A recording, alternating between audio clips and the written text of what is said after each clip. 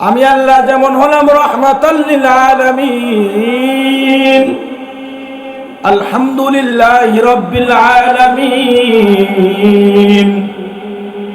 আমি আল্লাহ হলাম পৃথিবীর সারা জগতের প্রতিপালক আল্লাহ। ও পয়গম্বর, আমি আল্লাহ তাআলা আপনাকে সারা পৃথিবীর নবী হিসাবে পাঠাইছি। আমি আল্লাহ যেমন হলাম আসমানের রব, আপনাকেও আমি আসমানের নবী হিসাবে বানিয়েছি। আমি আল্লাহ হলাম যেমন জমিনের রব, আমি আল্লাহ তাআলা আপনাকে জমিনের নবী হিসাবে পাঠিয়েছি। আমি আল্লাহ যেমন জান্নাত জাহান্নামের মালিক রব, আপনাকেও জান্নাত জাহান্নামের নবী হিসাবে পাঠিয়েছি। ও পয়গম্বর, আপনাকে আমি কেমন ভালোবাসি জানেননি? আদম নবী থেকে ঈসা নবী পর্যন্ত সমস্ত পয়গম্বররা ছিলেন আমি আল্লাহর আশিক।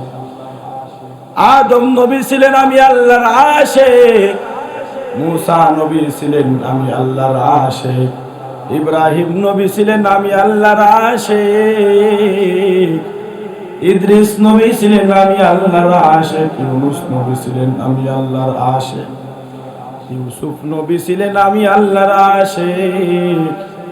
সমস্ত পয়গম্বররা ছিলেন আমি আল্লাহর আশিক। ও নবী গো আল্লাহ, আমি আল্লাহ মুহাম্মদের আশিক। মুহাম্মদ আমার আশিক নয়, আমি আল্লাহ নিজেই হলাম মুহাম্মদের আশিক। ও যুবক ভাই, চিন্তা কর, আজ তুমি কোথায় হাঁটতেছো? এমন একজন পয়গম্বরের মতো দেখো আর কোনো পয়গম্বর আছে কিনা জমিনে? এমন একজন চারিত্রিক সার্টিফিকেটের মানুষের মতো আরেকজন মানুষ জমিনের মধ্যে দেখাও। আজ তুমি সেই নবীর আদর্শ না বানিয়া, সেই নবীর চরিত্রের সার্টিফিকেট গলার মধ্যে না ঝুলাইয়া, কোথায় হিন্দু খ্রিস্টান বহুত ইহুদি নাসারাদের আদর্শ তুমি লালন করো, কার্ল মার্ক্সের আদর্শ লালন করো, জ্যাকসন মাইসনের আদর্শ তুমি লালন করো। আল্লাহ পাক রব্বুল আলামিন যার চরিত্রের সার্টিফিকেট কোরআনে কারীমের মধ্যে দিয়া বলেন, লাকাদ কানা লাকুম ফি রাসূলিল্লাহি উসওয়াতুন হাসানাহ। আমার রাসূলের আদর্শ হলো পৃথিবীর মধ্যে উত্তম আদর্শ। আমার রাসূলের আদর্শের মতো আর পৃথিবীর কারো আদর্শ নাই। ও দুনিয়ার মানুষ, আমার নবীর আদর্শ দ্বারা দুনিয়ার মধ্যে গলার মালা বানাইছে, তারা হয়ে গেলেন পৃথিবীর মধ্যে সব থেকে দামি মানুষ। চিল্লা কোন ঠিক না বেঠি? কোথায় সে আবু বকরের নাম, কোথায় সে উমরের নাম, কোথায় সে উসমানের নাম, কোথায় সে আলীর নাম? তাদেরকে তো মানুষ চিনত না, জানতো না যে উমর রাসূলের কল্লা কাটার জন্য তরবারি নিয়ে রাসূলের দরবারে যায়। সাহাবায়ে কেরাম বলেন, ইয়া রাসূলুল্লাহ, আজ উমর আপনাকে হত্যা করার জন্য তরবারি নিয়ে আপনার দরবারে আসতেছে। সাহাবায়ে কেরামদেরকে রাসূল ডাক দিয়া বলেন, ও আমার সাহাবায়ে কেরাম, আমি আল্লাহ তাআলার কাছে দোয়া করেছি, আল্লাহ কতদিন হয়ে গেল মক্কার জমিনে ইসলামের দাওয়াত দিতেছি, কালিমার দাওয়াত দিতেছি রে আল্লাহ, সাহস পাচ্ছি না, শক্তি পাচ্ছি না। আল্লাহ আমি তো আমার বাপ দাদার দাওয়াত দেই না, আপনার দাওয়াত দেই। এই মক্কার মধ্যে দুইজন শক্তিশালী মানুষ, একজন হলেন আবু জাহাল আর একজন হলেন ওমর। আল্লাহ কালিমার দাওয়াতকে মজবুত করার জন্য, কালিমার দাওয়াতকে মজবুত করার জন্য হয়তো আপনি ওমর না হয় আবু জাহাল ইসলামের জন্য কবুল করেন। সাহাবায়ে কেরামদেরকে বলেন, ও আমার প্রাণের সাহাবায়ে কেরাম, আমি আল্লাহ তাআলার কাছে দোয়া করেছি, আমার আল্লাহ আমার রব হয়তো আবু জাহাল না হয় উমরকে ইসলামের জন্য কবুল করেছে, উমরকে আমার দরজায় আসতে দাও। সাহাবায়ে কেরামের রাসূলের এই কথা শোনার পর সাহাবায়ে কেরাম উমরের ঘরের মধ্যে ঢোকার অনুমতি দিয়া দিলেন। উমর তরবারি ফালাইয়া আমার নবীর তার গর্দানটা আমার রাসূলের তরবারির নিচে দিয়া বলেন, ইয়া রাসূলুল্লাহ, আপনার চরিত্র না বুঝে, আপনার আদর্শ না শুনে, না বুঝে কত গালমন্দ আপনাকে করেছি, আপনার দিনের কাজে কত বাধা দিয়েছি, ইয়া রাসূলুল্লাহ, আপনি আজ আমাকে ক্ষমা করিয়া আপনার হাতে কালিমা পড়াইয়া মুসলমান বানায়া দেন। বলেন সুবহানাল্লাহ। যখন উমর ইসলামের ছায়া তলে আসার পর রাসূলের হাতে কালিমা পড়ে মুসলমান হয়ে গেলেন। মুসলমান হইয়া বলে, রাসূল আমার সঙ্গে বের হন, তরবারি আমার হাতে দেন। আরবের জমিনের মধ্যে ডাক দিয়া বলেন, হে মক্কাবাসী, হে আরববাসী, কি আছো? আজ মায়ের কোল খালি করতে চাও, স্ত্রীদেরকে বিধবা করতে চাও, সন্তানদেরকে এতিম করতে চাও। আজ তোমরা ইসলামের কাজের মধ্যে বাধা দিয়ে দেখো, মুহাম্মদের কালিমার কাজের মধ্যে বাধা দিয়ে দেখো। আমি উমর এখন থেকে কাফের নয়, মুশরিক নয়, আমি উমর হলাম একজন মুসলমান। আজ থেকে মক্কার জমিনে, আরবের জমিনের মধ্যে ওপেন কালিমার দাওয়াত হবে, ওপেন আযান হবে, ওপেন নামাজের ব্যবস্থা হবে। কেউ যদি চায় নামাজকে বন্ধ করতে, আযানকে বন্ধ করতে, কালিমার দাওয়াতকে বন্ধ করতে, তাহলে আমি উমরের তরবারির নিচে আসো, তোমার দেহ থেকে তোমার কল্লাকে আলাদা করে দিব। যুবক ভাই, বুঝাইতে চাইলাম কোথায় সে উমর? রাসূলের কল্লা আনার জন্য উমর যায় তরবারি নিয়া, এক পর্যায়ে নিজের কল্লায় রাসূলের তরবারির নিচে দিতে চাই। যুবক ভাই, একমাত্র দামি হয়েছেন কিসের জন্য? আর নয়, আর কোনো আদর্শ লালন করিয়া নয়। যুবক, উমর তো একটা টাটকা কাফের ছিলেন, ইসলাম গ্রহণ করে মুহাম্মদের আদর্শ লালন পালন করে যে ছিলেন জাহান্নামের টাটকা আসামি, সেই দুনিয়া থেকে জান্নাতের সার্টিফিকেট পেয়ে জান্নাত প্রাপ্ত সাহাবী হয়ে গেছে। কথা বলেন ঠিক না বেঠিক? এজন্য যুবক ভাইরা, পর্দার আড়াল থেকে যে মা বোনেরা শুনতেছেন, ভালো কইরা কথাগুলো শুনেন। আজ তুমি কাদের কথা শুনিয়া, কাদের কথা বলিয়া তুমি রাস্তায় চলাফেরা করো, অথচ তোমার মতো তো মহিলা ছিলেন, তোমার থেকে কোটি কোটি টাকার মালিক ছিলেন, ধনী ছিলেন খাদিজাতুল কুবরা রাদিয়াল্লাহু তাআলা আনহা। আরবের মধ্যে ধনাঢ্য পরিবার ছিলেন, কয়েকজন মানুষ ধনী ছিলেন, তাদের মধ্যে একজন ছিলেন খাদিজাতুল কুবরা। আমার রাসূলকে 40 বছর বয়সে বিয়ে করার পর, ইসলাম গ্রহণ করার পর, যে খাদিজা বেপরদা হালতে চলতেন, যে খাদিজা নামাজ রোজা কিছুই করতেন না, এক পর্যায়ে ইসলাম গ্রহণ করার পর সব কিছু বিলীন করিয়া দিয়া আল্লাহ এবং কালিমার ছায়াতলে এসেছে। কথা বলেন ঠিক না বেঠিক? ও মা, আমার বোন, তোমার তো খাদিজার তে স্বর্ণ অলংকার বেশি ছিল না, কোটি কোটি টাকার মালিক ছিলেন খাদিজা, তুমি তার তুলনায় বিন্দু পরিমাণ টাকার মালিক হও নাই। তোমার স্বামী তো আবু বকরের মতো কোটি কোটি টাকার ব্যবসা ছিল না, তুমি আমি কত টাকার মালিক? ও মা, তোমার স্বামী আমার স্বামী, তোমার স্ত্রী আমার স্ত্রী কত টাকার মালিক? তারা যদি ইসলামের জন্য, দ্বীনের জন্য সব বিলীন করতে পারে, তুমি আমি কেন পারবো না? তারা একটা কথা চিন্তা করছে, হাই হাই, দেখলাম কত মানুষ দুনিয়াতে আসে, আমার দাদা আসলো, বাবা আসলো, তারপর আমি আসলাম।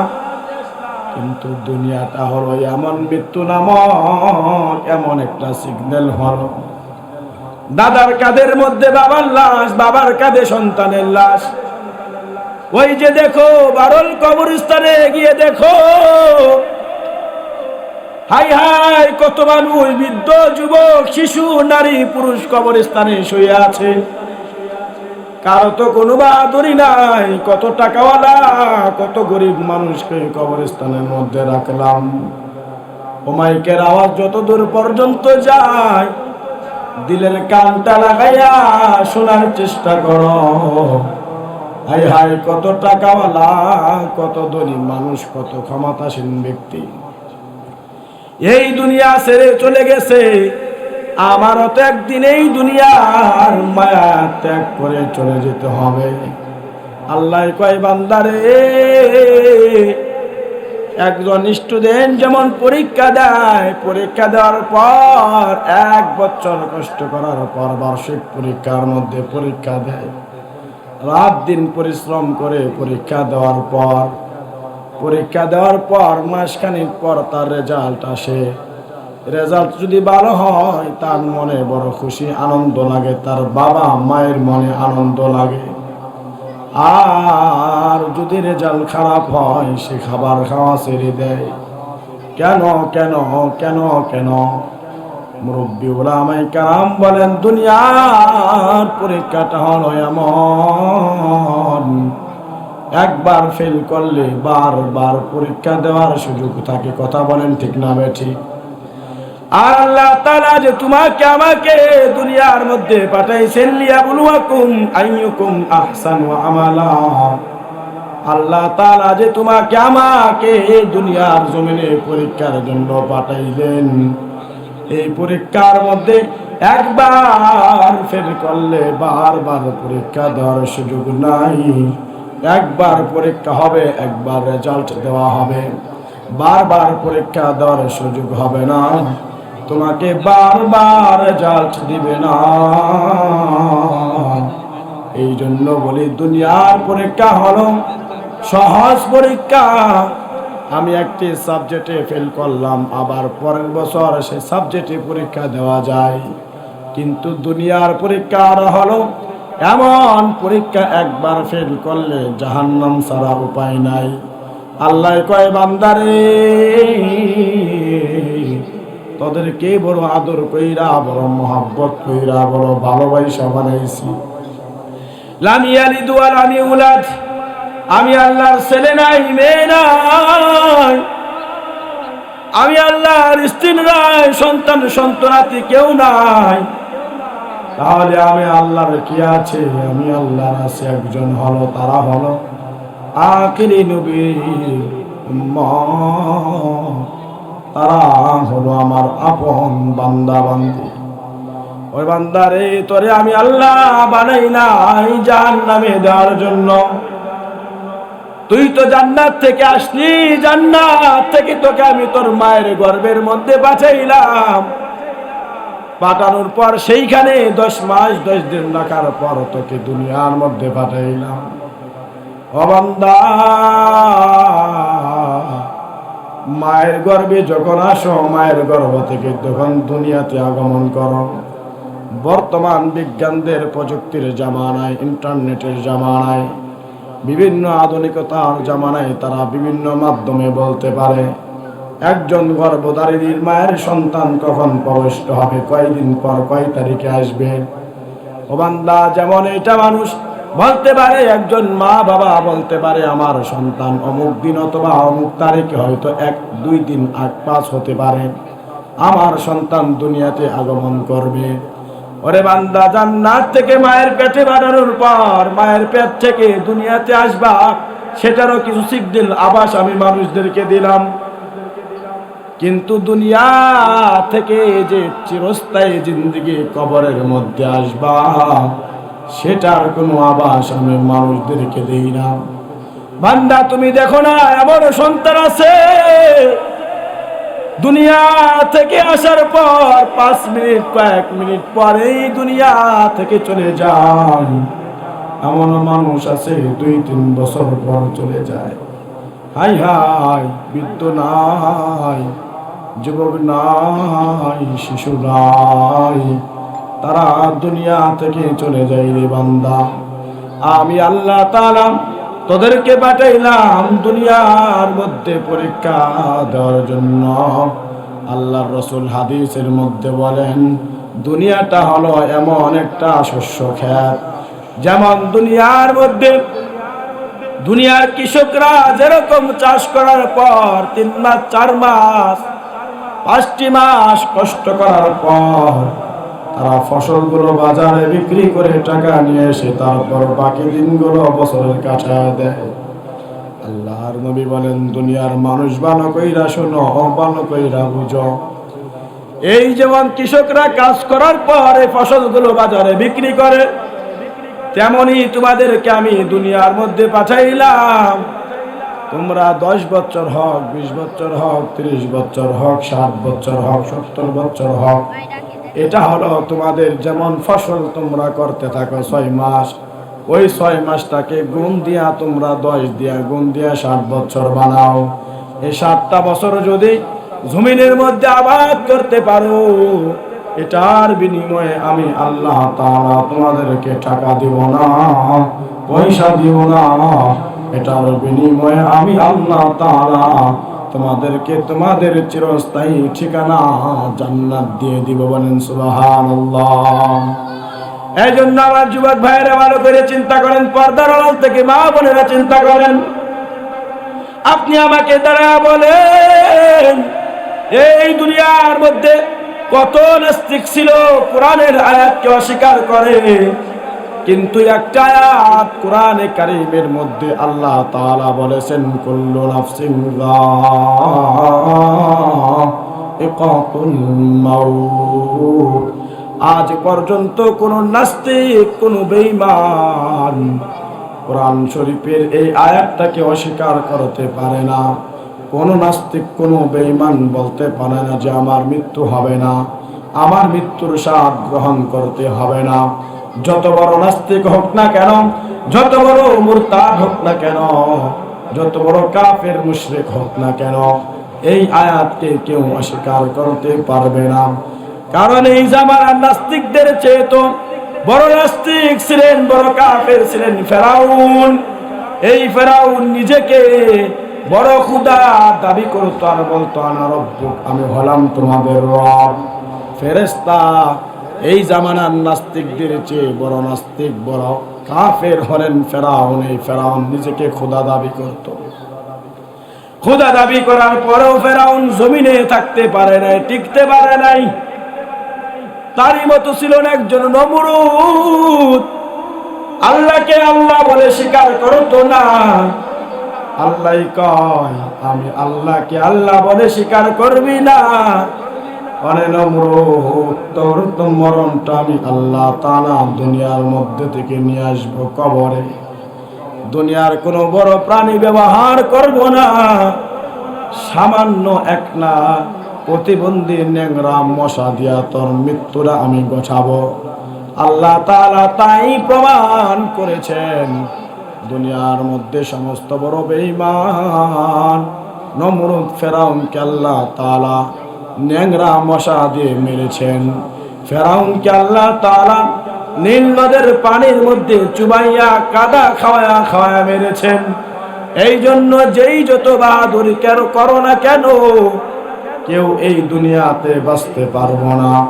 যারা একবার দুনিয়াতে আগমন করেছে, কুল্লু নাফসিন যায়িকাতুল মাউত, তাদের মৃত্যুর স্বাদ গ্রহণ করতে হবে, তাদের মৃত্যুর স্বাদ গ্রহণ করতে হবে। তাদেরকে কেউ বাঁচাইতে পারবে না। তাদেরকে বাঁচানোর মতো ক্ষমতা, তাদেরকে বাঁচানোর মতো ক্ষমতা এই দুনিয়ার কারণেই। দেখো না, দেখো না, ফেরাউনের জামানা নয়, নমরুদের জামানা নয়, এই জামানার কথা বলে কয়েক বছর আগে বাংলাদেশের মধ্যে সব থেকে বড় টাকাওয়ালা, সব থেকে বড় ধনী হলেন একজন, তিনি হলেন যমুনা গ্রুপের মালিক। কিন্তু যখন করোনা ভাইরাসে আক্রান্ত হলেন, ডাক্তারদেরকে গিয়া বলেন, ও ডাক্তার ভাই, আমার যত সম্পদ আছে তোমাকে আমি অর্ধেক সম্পদ নয় সমস্ত সম্পদ গুলো লিখে দিব, শুধু তুমি আমাকে এই করোনা ভাইরাস থেকে বাঁচাও, আমাকে মৃত্যু থেকে তুমি বাঁচাও। ডাক্তার ডাক দিয়া বলেন, স্যার শুধু আপনার সম্পদ নয়, 56,000 বর্গ মাইল কিলোমিটারের বাংলাদেশটাও যদি আপনি লিখে দেন, ও স্যার আপনাকে বাঁচানোর মতো ক্ষমতা আমার নাই, আপনাকে বাঁচানোর মতো শক্তি আমার নাই। আমি নয়, পৃথিবীর সব থেকে বড় ডাক্তার কেউ যদি নিয়ে আসেন স্যার, আপনাকে আমি বাঁচাইতে পারবো না, কারণ রোগ দেওয়ার মালিক কোনো ডাক্তার নয়, রোগ থেকে শেফা দেওয়ার মালিকও কোনো ডাক্তার নয়। রোগ দিয়েছেন যিনি, তিনি হলেন আমার রব আল্লাহ।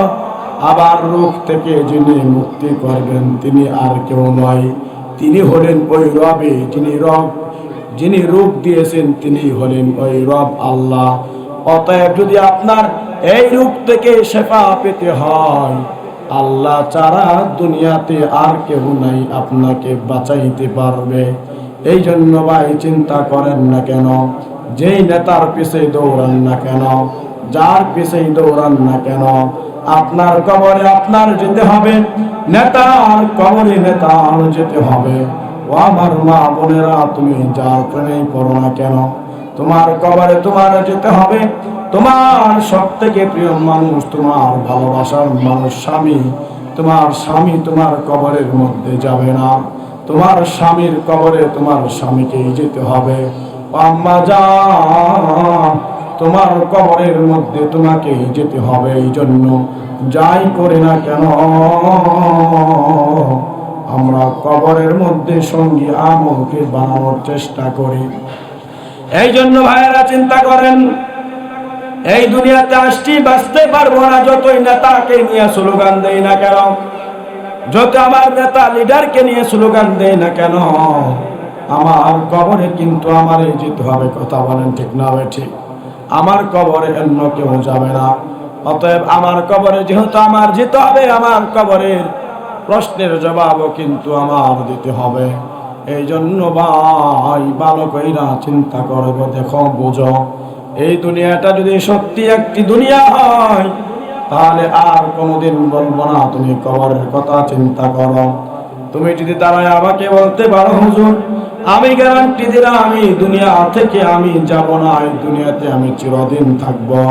ও মা, ও বোন, ও যুবক ভাই, ও বৃদ্ধ বাবা, তুমি যদি এই গ্যারান্টিটা দিতে পারো, হুজুর সমস্ত মানুষগুলো মারা যাবে কিন্তু আমি মরবো না, আমার মৃত্যু হবে না, না কখনোই কথা বলতে পারবা না।